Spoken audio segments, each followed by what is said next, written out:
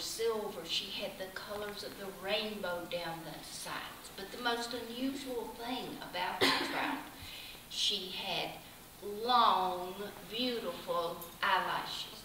Eyelashes longer than any of the other fish. And the other fish bragged on trout and her beauty. All except catfish and carp. They did not like the trout because you think about them, they're ugly fish. They're ugly. So they decided that they would get rid of the trout.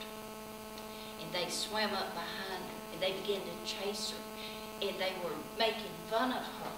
And she was afraid of them. And she swam into the thick grass that grew in the river. And she swam deeper and deeper to escape because they were right behind her. And all of a sudden, her long, beautiful lashes became trapped and tied in the grass. And she could not escape.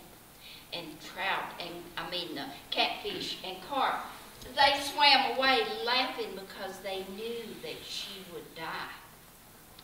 And she called out for help, help. And finally the beaver heard her. And he swam and he looked and he knew he had to save her. So he decided that if he slapped his tail on the water, that it would create ripples and the grass would move and the trout could escape. And that's what he did. But the trout could not escape. And he told Trout, I'm going to take hold of your tail and I'm going to pull you loose. And the beaver pulled and he pulled. And finally the trout came loose. But he had pulled so hard that it ripped away her eyelids and the beautiful eyelashes. Now this beaver was a medicine animal.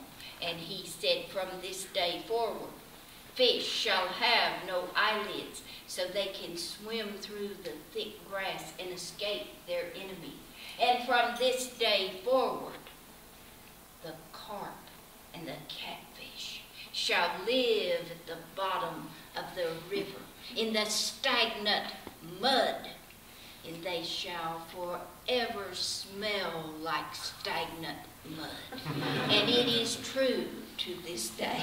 So you see, I have a wild imagination. It took me just a short few minutes to create that story. When I went back to that school the next day, I said, I have a story for you, and I told that story. And it's another one that is most requested.